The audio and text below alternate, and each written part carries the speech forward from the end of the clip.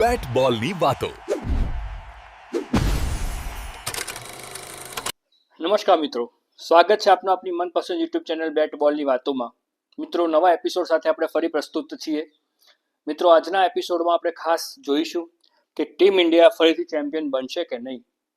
T20 world cup જો આવી રહ્યો છે, one of the strongest team દર વખતની જેમ આ વખતે પણ શું પોતાનું ટાઇટલ ડિફેન્ડ કરી શકશે? મને લાગે છે કે જ્યાં સુધી 100% સૂર્યકુમાર યાદવ તાકાત છે બોસ, જે પ્રમાણે એ વ્યક્તિની કેપ્ટનશીપ છે, જે પ્રમાણેના આપણી પાસે પ્લેયરો છે, ટીમનું જે મનોબળ છે, જે પ્રમાણે સિરીઝ પર સિરીઝ આપણે 2020માં સ્પેશિયલી જીતી રહ્યા છીએ, મને એક જગ્યા પર એવો ડાઉટ લાગતો નથી કે આપણે આ ટાઇટલ ડિફેન્ડ ન કરી શકીએ. સારા ખરાબ દિવસો દરેક ટીમને જોવા મળતા હોય છે, પણ જે પ્રમાણે આપણે લાસ્ટ ફાઇનલ જીત્યા છીએ, એસ્પેશિયલી T20 વર્લ્ડ કપમાં, એ જોતા લાગે કે જુસ્સો અને મનોબળ બંને વસ્તુનું જો મિશ્રણ થાય ને અને પ્રોપર કેપ્ટનશીપ થાય ને, પ્લેયરોને કેવી રીતે રમાડવા, કેવી રીતે સેટિંગ કરવું, જો એ પ્રોપર થાય ને દોસ્ત, તો 101% આ ટીમ જીતી શકે છે. મારા તરફથી 10માંથી હું 9 સ્ટાર તો ચોક્કસથી આપીશ. આપ પણ જણાવજો, આપને શું લાગે છે કે આ ટીમ કેટલું હર્ડલ પાર કરી શકશે? મને તો ફાઇનલી સુધી લાગે જ છે. ટાઇટલ ડિફેન્ડિંગ માટે પણ મને ફેવરેટ લાગે છે. તમારો પ્રતિભાવ પણ ખાસ આપજો. હવે આપણે આગળ વાત કરશું ટીમ ઇન્ડિયાના સ્ટ્રેન્થ વિશે, વીકનેસ વિશે. આ બંને પતશે પછી હું એક્સ ફેક્ટર વિશે પણ વાત કરીશ અને પોસિબલ 11 સુધી વાત કરીશ. વાત કરીએ આ ટીમની સ્ટ્રેન્થની. શું છે તાકાત? મારી દ્રષ્ટિએ તાકાતમાં જોવા જઈએ તો સૌથી પહેલાં છે એક તો આક્રમક batting. Boss, from the first two last સુધી આ ટીમના પ્લેયરો, સ્પેશિયલી બ્રિઝમેન, આ બંને જણા એવા લોકો છે કે ભલભલી મેચ ખરાબ પરિસ્થિતિમાં હોય તો પણ પલટાવી શકે છે. અને આ જ આ ટીમની મજબૂતી છે કે 1 નંબરથી લઈને તમે 8 નંબર સુધી ફ્લોટિંગ બેટિંગ, એગ્રેસિવ બેટિંગ, આ જ આ ટીમની મેઇન કડી છે કે જે આ ટીમને ટાઇટલ ડિફેન્ડિંગ માટે ફેવરેટ બનાવે છે. મિત્રો, મને નથી લાગતું કે બીજી કોઈ ટીમ ઇન્ડિયા જેટલી મજબૂત એગ્રેસિવ બેટિંગ લાઇનઅપ હશે. બોસ, કેવા પ્લેયરો છે, બધા એક્સપ્લોઝિવ બેટ્સમેન. અને તિલક વર્મા જેવો એકદમ સ્ટેડી બેટ્સમેન કે આપણને ખ્યાલ છે કે એશિયા કપ હતો એ વખતે એને આખી મેચને કેવી રીતે પલટાવી દીધી હતી પાકિસ્તાન સામે. એક સમય તો જીવ આપણો અદ્ધર થઈ જ ગયો હતો બોસ, પણ છતાં પણ એણે જે પ્રમાણે મેચને આખી સુલટાવી, સેલ્યુટ છે. અને એ જ વસ્તુ, એ જ મનોબળ આપણને લોકોને પણ ટ્રસ્ટ પૂરું પાડે છે કે આપણી ટીમ ઇન્ડિયામાં ચોથી વિકેટ સુધી જો પડી ગઈ તો પણ વી આર કેપેબલ કે આપણે 200 રન પર મારવા હોય તો મારી શકીએ છીએ. તમારું શું માનવું છે દોસ્તો? ખાસ તમારો અભિપ્રાય અમને આપજો. બીજું એક વાત કરીએ આપણે કે સ્પિન ડિપાર્ટમેન્ટ તમને ખ્યાલ છે કે કેમ આટલું મજબૂત છે? એક તો વરુણ ચક્રવર્તી, બોસ, ICCમાં હંમેશા ટોપ 10માં એ હોય જ છે. કુલદીપ યાદવ, એક્સલન્ટ. આપણા વાઇસ કેપ્ટન ગુજરાતના અક્ષર પટેલ. આ ત્રણની જે ટીકડી ખરી ને, એ કોઈ પણ દિવસે તમને મેચ તમારા પરિણામમાં લાવી જ શકે છે. કેમ કે તમને ખ્યાલ છે કે આ ત્રણે વિકેટ ટેકિંગ બોલરો છે, ડિફરન્ટ ટાઈપના બોલરો છે. એક ચાઇનામેન છે, એક ઓફ સ્પિન, લેગ સ્પિન બંને નાખે છે. વરુણ ચક્રવર્તીની વાત કરું છું. એક છે લેફ્ટ આર્મ સ્પિન છે. ચોથામાં કદાચ 3 જણા ધોવાઈ ગયા તો પણ આપણી પાસે ઓપ્શન છે અભિષેક શર્મા. રિંકુ સિંહ લાસ્ટ મેચમાં પણ તમે જોયું કે વિકેટ લે છે. મતલબ આ ટોપ 8ની અંદર વાત કરીએ ને તો 2 થી 3 જણા તો એટલીસ્ટ બોલિંગ કરે જ છે. એટલે મને એવું નથી લાગતું કે આપણે ક્યાંય બોલિંગમાં કાચા હોઈએ. મને ખાલી કન્સર્ન એક જ છે કે કદાચ અર્શદીપ સિંહ ના રમ્યો અને એની જગ્યાએ આપણે કુલદીપ યાદવને રમાડ્યો, સ્પેશિયલી શ્રીલંકાની પીચો ઉપર અથવા તો જ્યાં સ્લો પીચ છે ત્યાં આગળ, ત્યાં આગળ ખાલી મને કન્સર્ન છે લાસ્ટ ઓવર્સનો, ડેથ ઓવર્સનો, કેમ કે જસપ્રીત બુમરાહ સાથે હાર્દિક પંડ્યા ક્યાંક ને ક્યાંક ઇમ્બેલેન્સ થાય છે. કેમ કે હાર્દિક પંડ્યા એ ડેથ ઓવરનો બોલર નથી. No doubt he is a talented allrounder અને સુપરસ્ટાર છે, બરાબર, અને ઘણી મેચો જીતાડી છે આપણને. એમના સ્કિલ ઉપર આપણે ડાઉટ ક્યારેય ન કરી શકીએ. પણ હર્ષદીપ સિંહ અને હાર્દિક પંડ્યાની બોલિંગની વાત કરીએ તો હર્ષદીપ સિંહ ક્યાંક ને ક્યાંક તમને એક અપગ્રેડ અપ લેવલ લાવે છે. એટલે મારી દ્રષ્ટિએ જો વાત કરીએ તો સ્પિન ડિપાર્ટમેન્ટ જેટલો મજબૂત છે એવું બીજી કોઈ ટીમોમાં નથી. કદાચ હું પાકિસ્તાનને કહી શકીશ કે પાકિસ્તાનમાં એ જે લોકો સ્પિનર્સ આ વખતે લાવ્યા છે, જો એમનો દિવસ હશે તો એ કોઈ પણ મેચને ખેંચી શકે છે. અને થર્ડ થિંગ, એ લોકો ખાસ એવું છે કે એ લોકો શ્રીલંકામાં રમવાના છે. શ્રીલંકાની પીચ અત્યારે કદાચ તમે જોઈ હશે, ઇંગ્લેન્ડ ને શ્રીલંકાની સિરીઝ છે. Always you can see that કે પીચો દિવસે દિવસે સ્લો થતી જતી હોય છે. એટલે આઈ થિંક એમને ક્યાંક ને ક્યાંક એ વસ્તુનો ફાયદો થશે જ. એટલે એ કાં તો ઇન્ડિયા કાં તો પાકિસ્તાન બંનેના જેવા સ્પિન, એમાં હું ઇન્ડિયા તો ઓફકોર્સ ઉપર જ રાખીશ, પણ ઇન્ડિયા પાકિસ્તાનની કમ્પેરિઝન જેવા બીજા કોઈ ટીમોમાં એ ટાઈપના સ્પિન બોલિંગ આક્રમણ નથી. એટલે આપણે એના માટે મજબૂત છીએ. થર્ડ થિંગ, આપણા જસ્સીભાઈ બોસ સ્ટ્રાઇક બોલર હોય અને શરૂઆતની 4 ઓવર વિકેટ ન પડી હોય એવું ક્યારે બન્યું છે? એમાં જસપ્રીતભાઈ બોલિંગ નાખતા હોય બન્યું છે? બસ લોકો ડરે છે. આઈસીસીનો ટોપ 10માં નંબર છે બોસ, અને આવા બોલર આપણી જોડે હોય એટલે શું પૂછવાનું યાર, કપ હાથમાં જ આવવાનું છે એવું જ કહી શકાય. હા, દરેક બોલરને પોતાના ખરાબ દિવસ પોતાનો આવી શકે છે, એમાં નો ડાઉટ છે, પણ હી ઇઝ અ ફેન્ટેબ્યુલસ, એની વાત જ ના થાય. કેમ કે એ જે પ્રમાણેનું પરફોર્મન્સથી ટીમને જે મનોબળ બને છે ને, એક્સલન્ટ. કેમ કે એ પોતે બોલિંગ તો નાખે, સાથે સાથે બીજા બોલર્સને પણ એ એડવાઇસને કન્ટિન્યુઅસ આપતો હોય છે કે ભાઈ તું કેવી રીતે બોલિંગ નાખ, કેવી રીતે લાઇન નાખ, પીચ ઉપર શું થઈ રહ્યું છે, ઇચ એન્ડ એવરીથિંગ. આ બધી જ વસ્તુઓ આપણને ટીમ ઇન્ડિયામાં જોવા મળે છે. હવે ખાલી ચિંતાનો વિષયની વાત કરું તો તિલક વર્મા અને રિંકુ સિંહ સરસ ફોર્મમાં છે, બરાબર, પણ જ્યારે પણ વર્લ્ડ કપ લેવલનું હોય ને, વર્લ્ડ કપ લેવલનો એ લોકોને એક્સપિરિયન્સ નથી, ઓનેસ્ટલી કહું તો.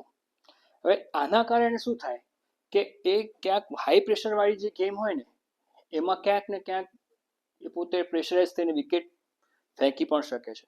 એટલે આ ચાન્સીસ રિંકુસિંહ અને આપણે તિલક વર્મા જેવા કેસીસમાં જોવા મળી શકે. અભિષેક શર્મામાં પણ, કે એ બધાનો આઈ થિંક આ ફર્સ્ટ આઈસીસી વર્લ્ડ કપ છે કે જેમાં એ લોકો પરફોર્મ કરવા જઈ રહ્યા છે. આટલું મોટું પ્રેશર સહન કરવું, આટલા દેશના બધા લોકોનું એક્સપેક્ટેશન ફૂલફિલ કરવી, એ which is very very impressive. અને આપણે બધાને પણ બેસ્ટ ઓફ લક કહીશું કે આપણી અપેક્ષાઓમાં ખરા ઉતરે.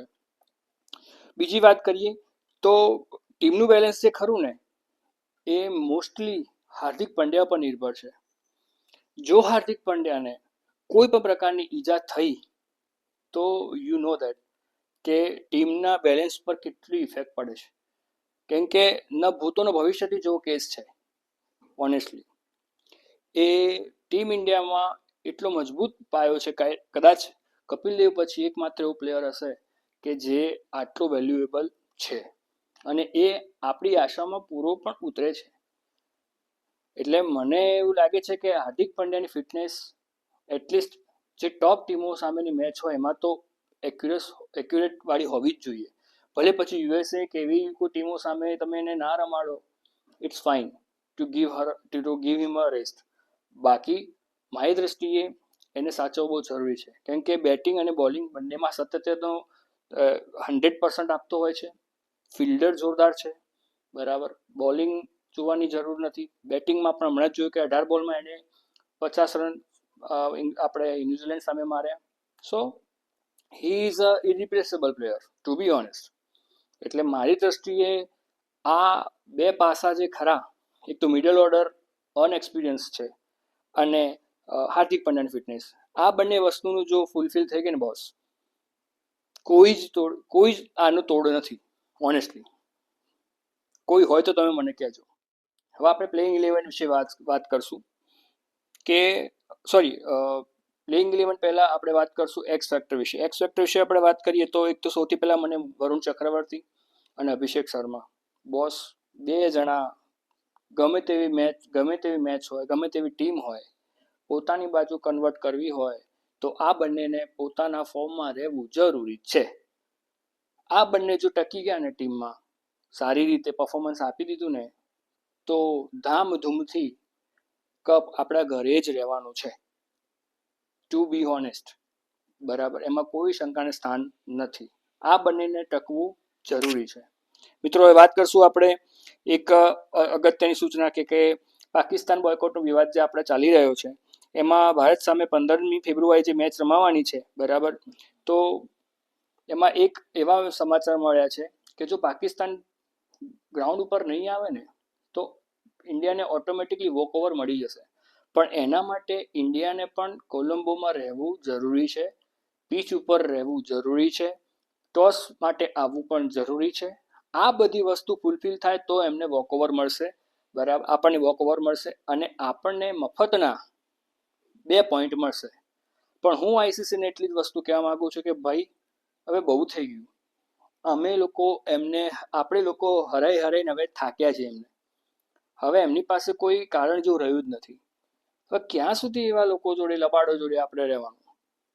આઈ થિંક ઇટ ઇઝ ટાઈમ કે હવે આપણે એવી ટીમોને કમ્પીટ કરવી જોઈએ કે જે એકચ્યુઅલીમાં એક આપણને કોમ્પિટિશન આપી શકે. ન્યુઝીલેન્ડ જુઓ બોસ, કેટલું જોરદાર રમે છે. આપણને પોતા નર્વસનેસ થાય. આ લોકોને હરાઈને શું કરવાનું? અને એ લોકોના તમને ખ્યાલ છે કે જે પ્રમાણે એશિયા કપમાં એ લોકોનું બિહેવિયર હતું કે ઓપરેશન સિંદૂર માટે આવું બધું કરવાનું, હજી ટ્રોફી તો આવી છે નહીં. એટલે મારી દ્રષ્ટિએ I think it would be better આવા લોકોને વોકઓવર આપી દેવો.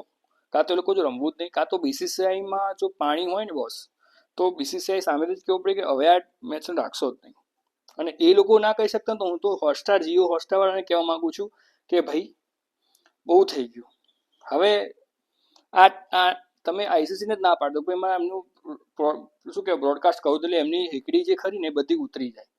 કે જે નવા લોકો જે ત્યાં આગળ આવ્યા છે ને જે પ્રમાણે પોતાનું બફાટ મારતા હોય છે, તો એ લોકોને ખબર પડી જાય કે ભાઈ, તમારી ઓકાત ભારત સામે શું છે. રાઈટ? ચલો, હવે આપણે આ વસ્તુને સાઈડમાં મૂકી દઈએ. હવે મારી પ્રોબેબલ 11 તમને કહું છું. અભિષેક શર્મા, સંજુ સેમસન / ઈશાન કિશન. હું એવું વિચારીશ કે હજી સંજુ સેમસનને વોર્મઅપ મેચ અને શરૂઆતની યુએસએ અને બીજી જે મેચ છે, 2 મેચો, એમાં એને આપવું જોઈએ ચાન્સ, કેમ કે એ ટેલેન્ટેડ પ્લેયર છે. Second thing, ICC T20 world cup last time he was there, બરાબર, તો એને મેચ અવેરનેસ પણ છે, બરાબર. મારી દ્રષ્ટિએ સામાન્ય મેચ અને ઇન્ટરનેશનલ એટલે વર્લ્ડ કપની મેચમાં બહુ બધું અંતર હોય છે. એક પોઈન્ટ માટેની મારામારી થતી હોય છે. મારી દ્રષ્ટિએ ઈશાન કિશન જો ફોર્મમાં હોય તો એને હાલ સંછેડવો નથી. એને ખાલી કહેવાનું કે ભાઈ તું બેસ, Sanju Samson has to be there. કેમ કે જે કીપિંગ લેવલ જે ખરું ને, ઈશાન કિશનની સામે Sanju Samson keeping level last મેચમાં આપણે જોયું હતું કે 1-2 સ્ટમ્પિંગ પણ મિસિંગ થયા હતા. નો ડાઉટ દરેકનો બેડ ડે હોઈ શકે. વી કાન્ટ જજ એનીમોર, કે આપણી પાસે એવી સ્કિલ નથી કે આપણે જજ કરી શકીએ. પણ it is if Ishan Kishan is that much in form, તો keep it him over there, કે ભાઈ તું બેસ, હું સંજુને લયમાં લાવી દઉં છું, બરાબર. થર્ડ નંબર પર હું ચોક્કસથી તિલક વર્માને જ રાખીશ, કેમ કે તિલક વર્માની હમણાં વોર્મઅપ મેચમાં પણ સારું પરફોર્મન્સ એને આપ્યું છે. તો Tilak Varma is a good option અને સ્ટેબિલિટી લાવે છે. અને જે લેફ્ટ રાઇટનું જે પેલું કોમ્બિનેશન વાળું જે હતું ને, એમાં પણ એ બેલેન્સિંગ લાવે છે. બીજું કે હું વાત કરીશ ચોથા નંબર, તો આપણા captain Suryakumar Yadav, excellent in form.